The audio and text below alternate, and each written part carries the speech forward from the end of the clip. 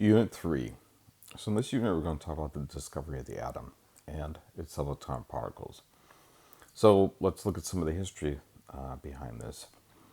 Democritus, so he was a Greek philosopher, he used the term atom to describe the small particles of matter. If you look, that was 460 to 370 BC.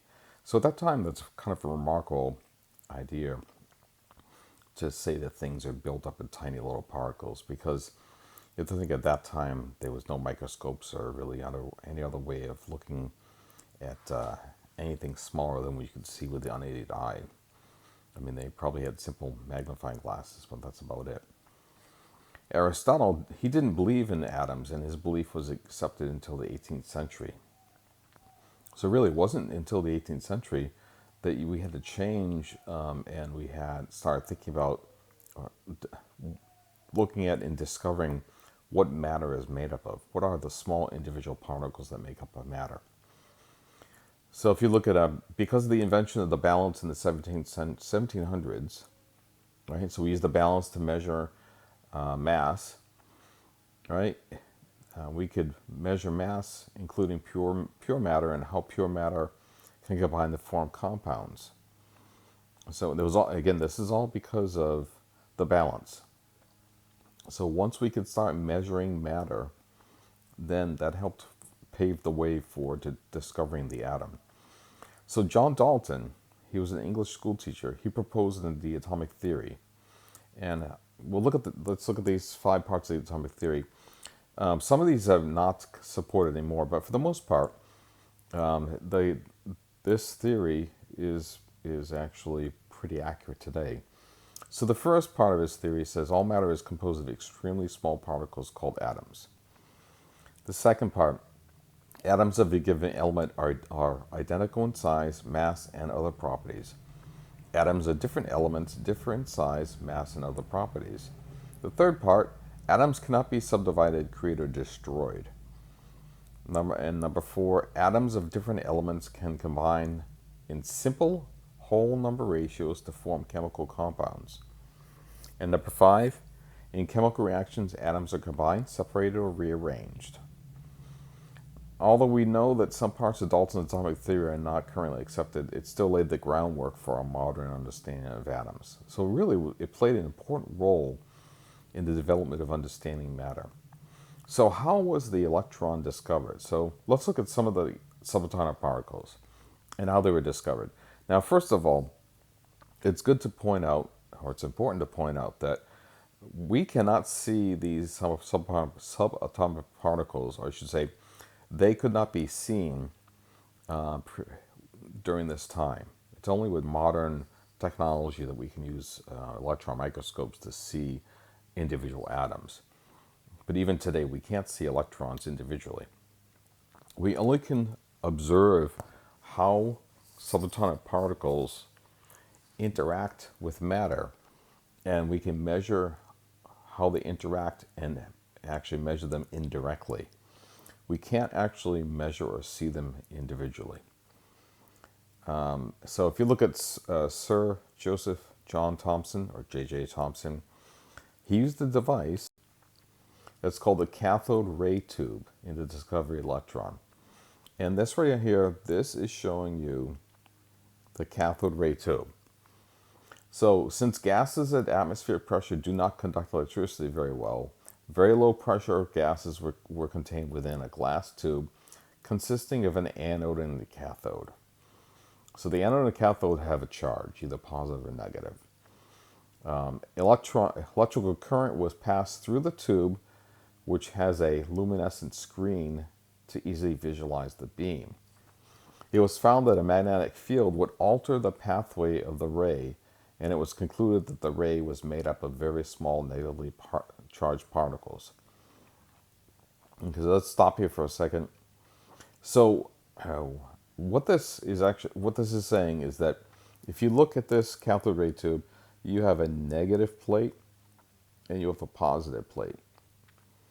Now, if a particle is negatively charged, it will be attracted to the positive plate.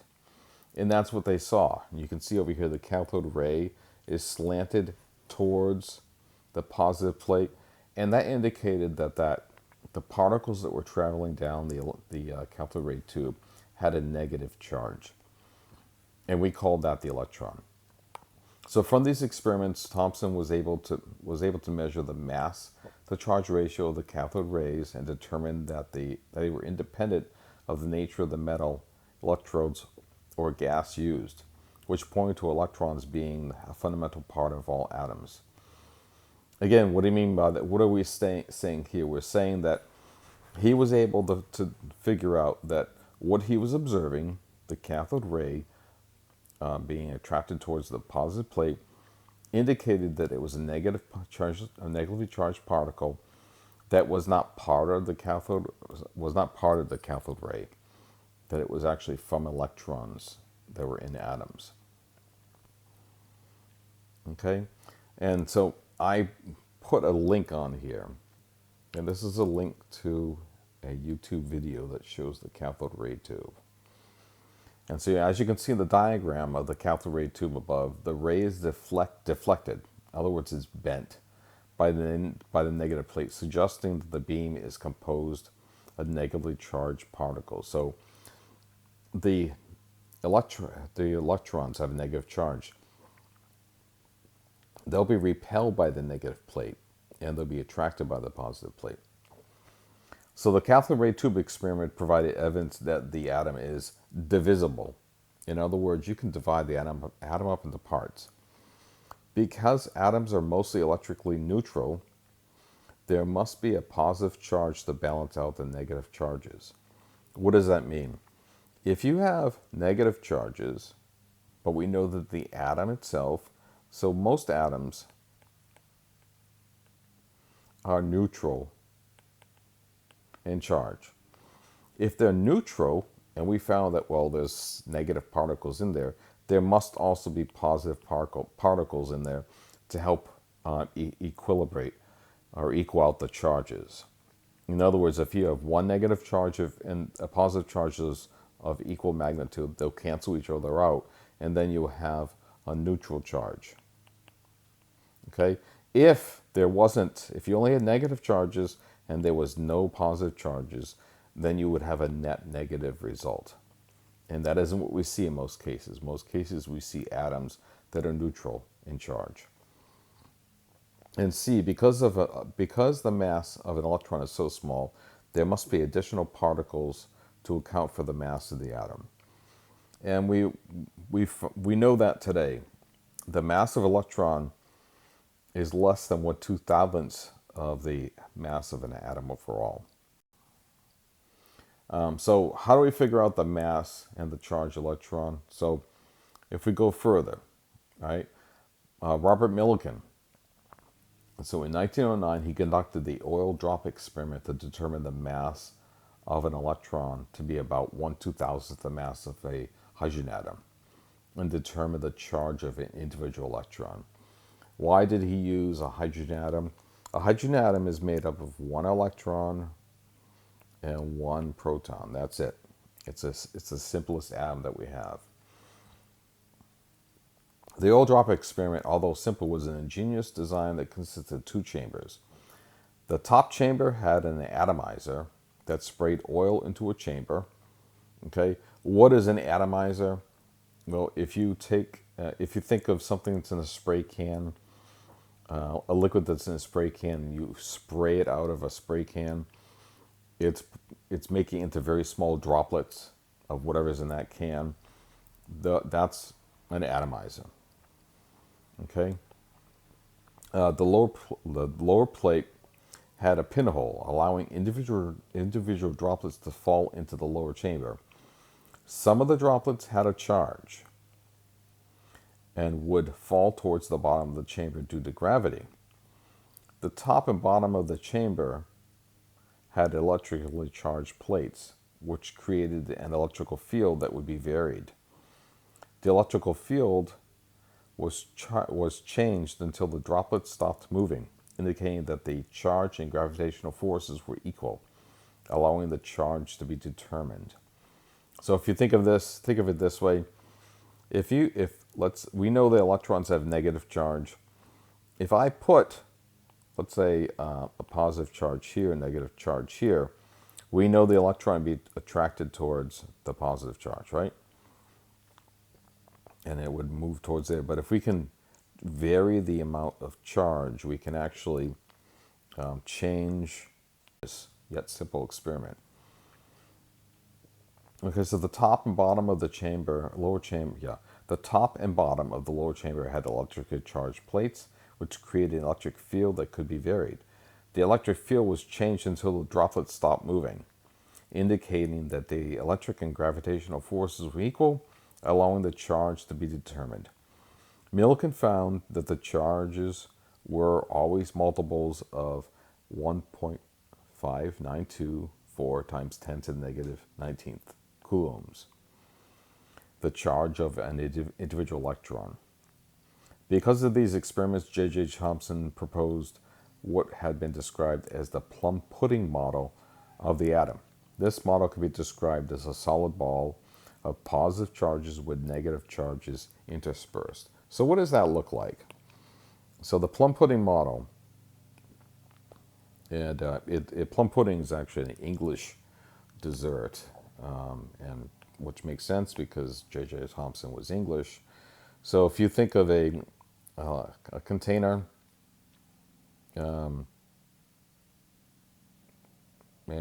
and you had pudding in there, if all of this, so I'm gonna draw little circles like this. Okay, so the dots, the circles, are a different charge. They would be negative, and everything in between, all this in here, is going to be positive. So all the places where I'm putting the blue, right? Those are positive charges. So you have the negative charges that are interspersed. In other words, they're spread around in the positive charge. So that's what he proposed the atom looked like. And we'll see that that really is not a correct model, but it was an evolution of our understanding of the atom, what it looked like. Okay, the repulsion or attraction. And if you'll see here, I'm going to go back to the previous slide. But this is a drawing that I made. The atomizer, oil. This plate here is a positive charge. This plate here is a negative charge. And in this experiment, they could change the strength of the negative charge and the strength of the positive charge. And if you can cause the charged oil droplets to stay here in the middle, that means that you have an equal positive and negative charge.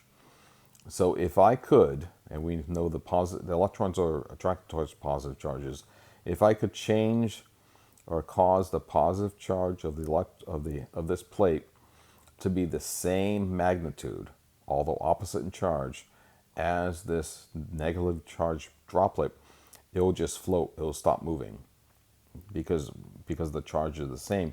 And then I can measure the charge of this positive plate. And if I know the charge of the positive plate, and I know this particle is not moving, then I know the charge of that droplet, right? Whether it's positive or negative. In this case, probably negative. Okay, so it's actually an ingenious. So again, this is a drawing that I did of the oil drop experiment. Okay, now the nucleus. How did we discover the nucleus? So, well, this is obviously done. It took a number of people to discover this, but Ernest Rutherford and Hans Geiger, that may sound familiar. So Geiger, the Geiger counter that measures radiation, that actually was what Hans Geiger is known for.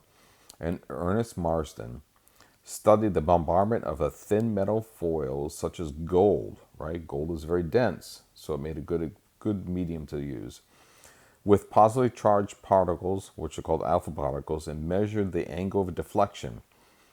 It was found that 1 in 20,000 particles were deflected more than 90 degrees. He explained this observation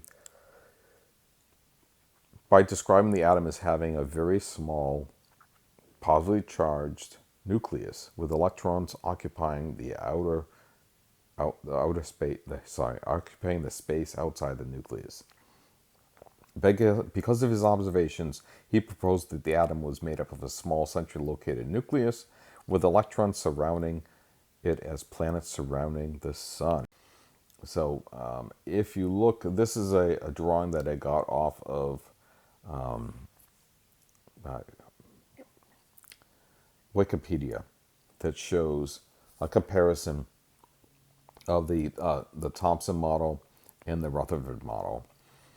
So if the Thomson model was true, you would only see the positive charges passing through the atom like this. You wouldn't see any of them being deflected. What does it mean to be deflected? Bounced off. You would see them just passing through. But what Rutherford observed was, instead of them just passing through, you had a small number of them bouncing off something in the atom. Now, if you have a positive charge, it will be repelled by a positive charge. And that's why they concluded that the nucleus, which is very small, has a positive charge. And why did he say that, or understand that it was actually a small part of the nucleus, the atom? Is because only 1 out of about 2,000 of these positive charges bounced off. If more than bounced off at a time, then that would indicate that the nucleus would be bigger. But the nucleus is actually very, very small. Okay, so the models of the atom. If you look, the Thomson model described a ball of positively charged particles with a number of embedded electrons, sometimes referred to as the plum pudding model of the atom. Rutherford's model described the atom as having most of its mass contained in the center of the atom with a positive charge. The Bohr model proposed that electrons travel in defined orbits, defined concentric rings, which are defined as orbits, around the nucleus. In the quantum mechanical model, which this is our modern understanding of the model of the atom. The quantum mechanical model, which is the modern atomic model, proposed that electrons have a probability of being found in regions of space around the nucleus of the atom. So let's, for a second, I'm gonna draw a picture of the Bohr model, right? So our Bohr model, and compare that to the quantum model. So let me draw a picture up here. So if we look at the Bohr model, and this is the model that you learn probably in elementary school and possibly in middle school, and that's where you show the nucleus made up of protons and neutrons here, and you find electrons in these rings that travel around the nucleus. Okay, and this is a fairly straightforward, simple model. Why is it used or even taught now? Because it's not correct, but what it does is it's an easy way to demonstrate the structure of the atom. But if we look at the quantum mechanical model, let's say we have the nucleus here made up of protons and neutrons. What you'll see is that there are regions around the nucleus where you would find the electrons possibly being. And what you'll see if you look at some pictures of the quantum mechanical model is you will see lots of, and I'm trying to draw these dots. Let me try and make this a little bit bigger. I'm not really having much luck, but so if you look, you will see dots like this. And so what does this mean? This doesn't mean that there's hundreds of electrons here. What the dots show is just where you are likely to find the electrons. And then what you'll see is some areas will have less dots. That means the probability of electrons being in those locations is less than the region where you have all the dots concentrated. So again, the dots represent where you could potentially find the electrons traveling around the nucleus of the atom. So because theoretically, we never know exactly where an electron is. We know the probability of it being in a certain part of the atom, but not knowing exactly where it is. So these dots represent the probability of the electron being in a region around the nucleus. But again, we don't know exactly where they are at any point in time. Okay, so some other terms that are important in our understanding of the atom are these. Nuclear decay, so that's the breaking down of the nucleus. So we had mentioned before, at one point we didn't know that atoms could actually decay or break apart. And so some forms or ways that happens are alpha particle. So an alpha particle is composed of 2 protons and 2 neutrons, so equivalent to a helium atom. And these can actually be expelled from an atom. So you can have alpha particles leave the nucleus of the atom. Beta particle, an electron or a positron, which has the same magnitude of charge of electron, but with a positive charge, and is an antimatter equivalent of an electron. So there are electrons that have a positive charge. We're not going to see that, but you should be aware of it. Gamma particles, and this is the Greek symbol for gamma. A gamma ray photon, which is a massless and has no charge. Nuclear notation. Okay, so you'll see this nuclear notation. A is the mass number, so that's the sum of the protons and neutrons in the nucleus of the atom. And Z is the atomic number, the sum of the protons in the nucleus of the atom. So what does this actually mean? So you can represent an atom using nuclear notation. So let's pick helium. I'm going to put helium. All right, that's my symbol for helium. And so A is the mass number, which is the sum of the protons and neutrons. So a helium atom has 2 protons and 2 neutrons. It also, let's say it's neutral, has 2 electrons. Okay, but this nuclear notation just shows you what's in the nucleus. It doesn't show you anywhere else. It doesn't show electrons. So A, which is the mass number, is the sum of the protons and neutrons. So if we look at the protons and neutrons, you have 2 and 2, so you would say 4. And then the Z, the atomic number, is the sum of the protons and nucleus of the atom. You would put 2 here to represent the number of protons and electrons. Protons in the nucleus of the atom. That's all what nuclear notation is referring to. It's telling you what's in the atom.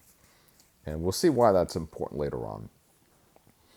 So some ways that the atom can break down and what particles are released. Alpha decay.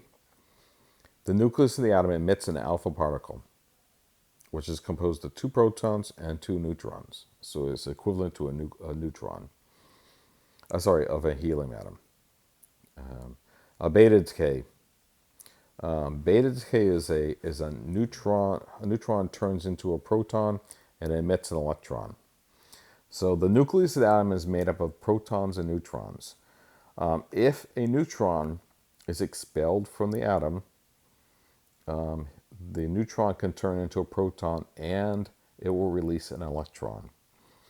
So thus the positive charge of the nucleus increases along with an increase in the atomic number. And I think I said that it's expelled. It's not. Sorry, the electron would actually be expelled, but the neutron would be converted into a proton and electron. So what does that do? Let's say that you have helium. We said that helium has a mass number of 4. And it has an atomic number of 2. In other words, it has 2 protons.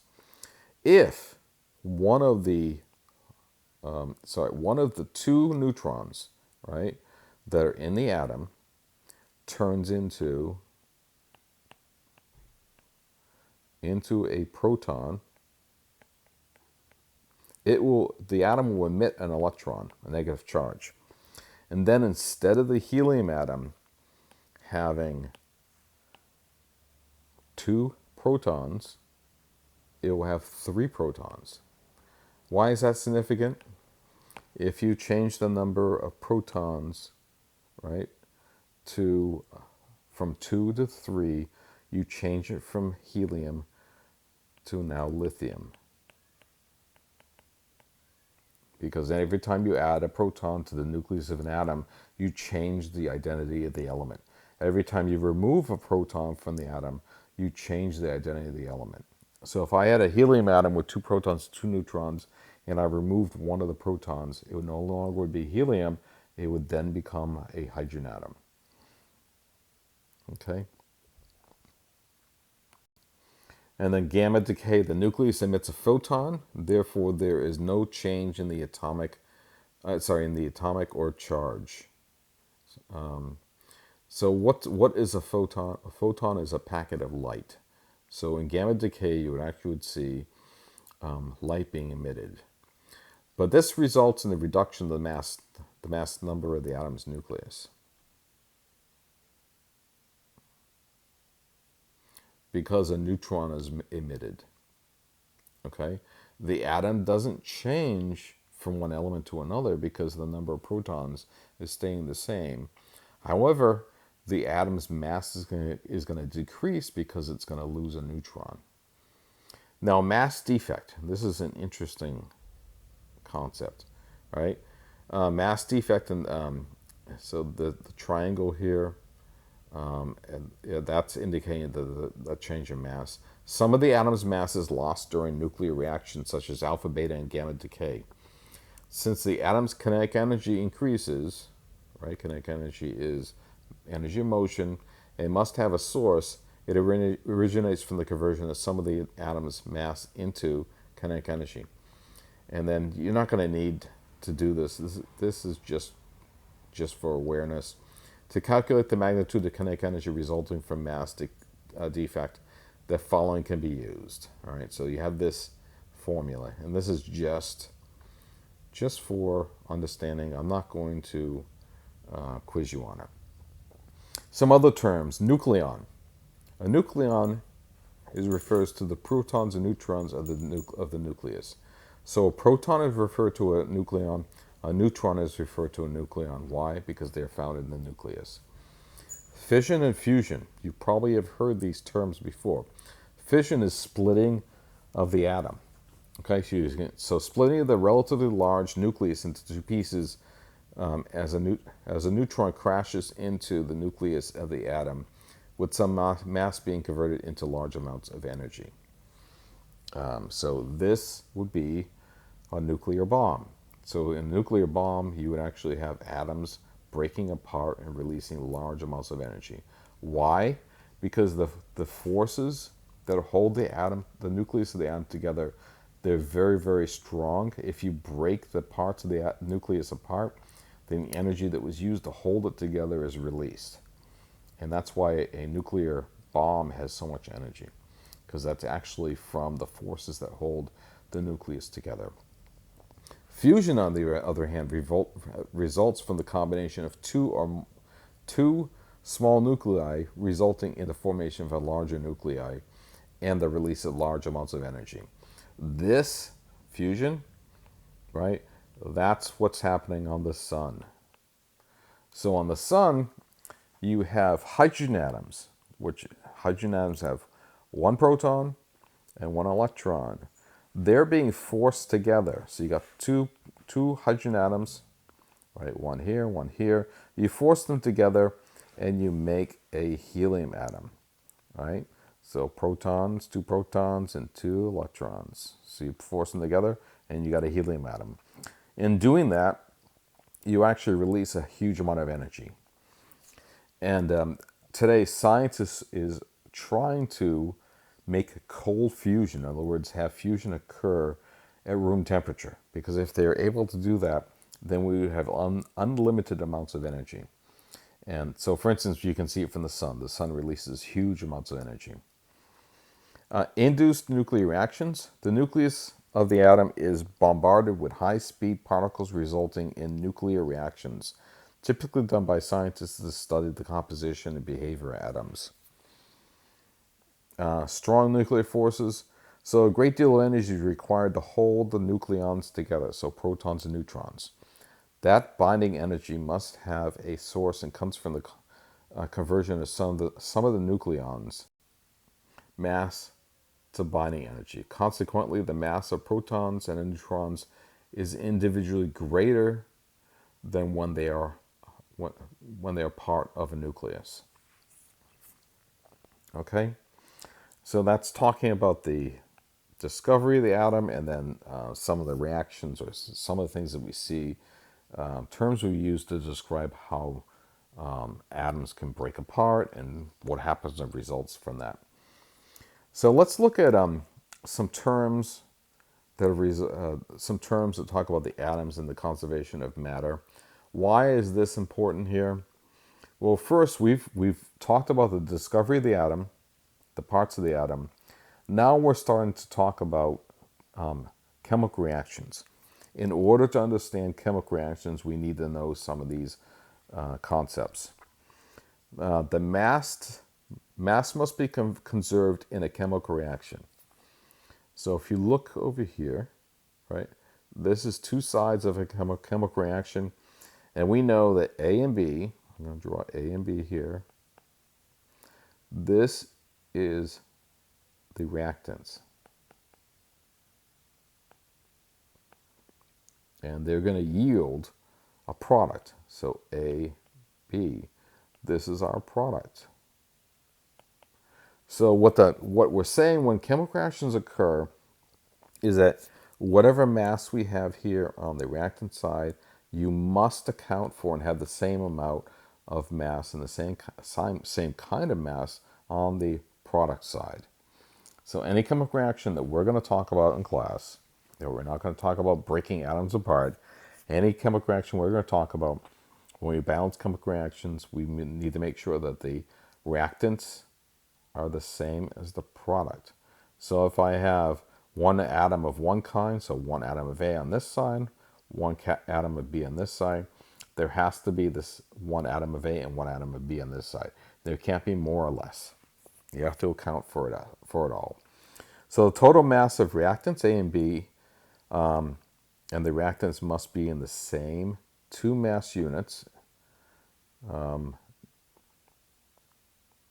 So for instance, if you have two mass units of A and three mass units of B, there has to be five mass units of A and B, of AB.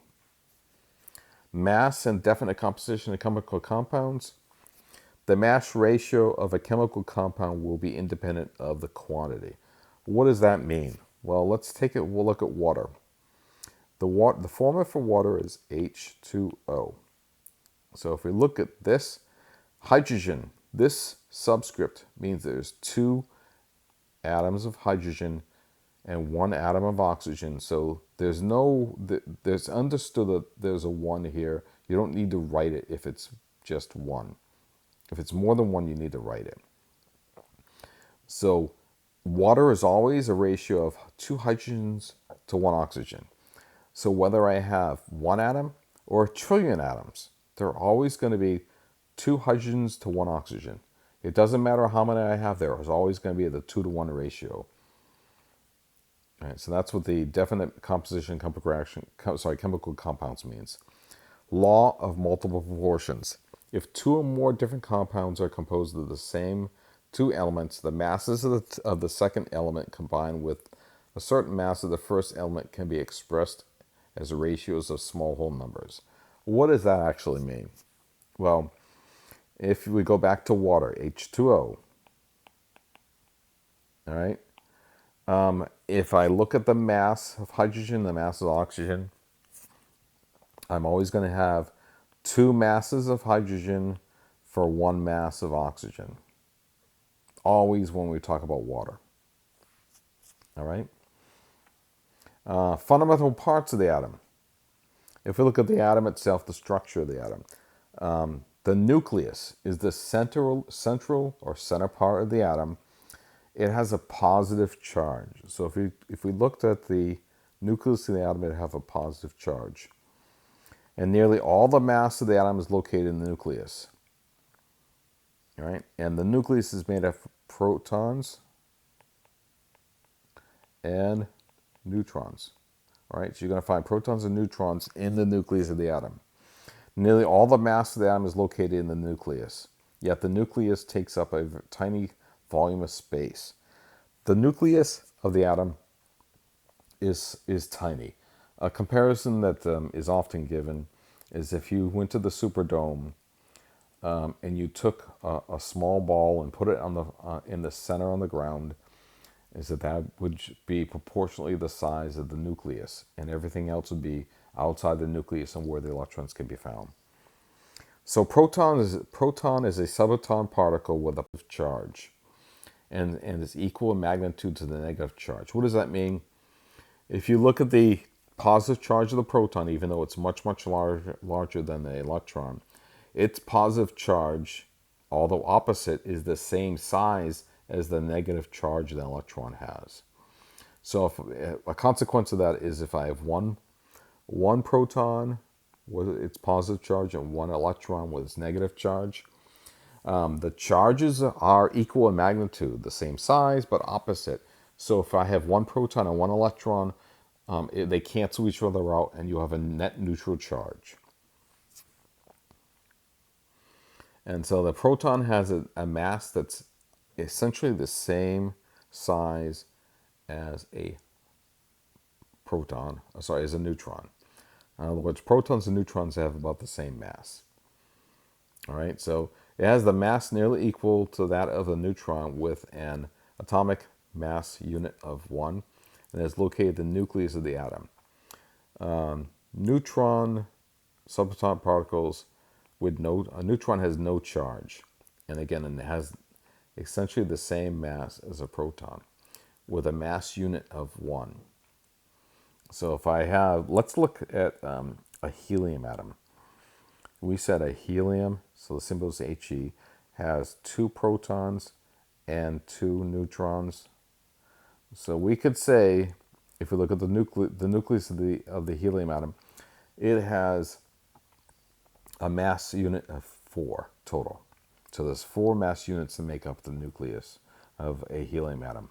Why? Because each proton has a mass unit of 1, each neutron has a mass unit of 1, and we have 2 of each, so you have 4 total. So electrons are subatomic particles with a negative charge that is equal in magnitude to the positive charge of the proton. It has a mass considerably less than that of the proton and of the neutron, and is located in the space outside the nucleus. So if you look at the nucleus, which we said is tiny, all the space outside that nucleus is going to be where you find the electrons. Nuclear forces. These are short-range forces between protons and neutrons, and they include a proton-neutron force, or attraction between protons and neutrons, and neutrons and neutrons. So again, the nuclear forces are the forces that hold together or hold together protons and neutrons, and protons and neutrons. Neutrons and neutrons. They're incredibly strong. Okay, isotopes. The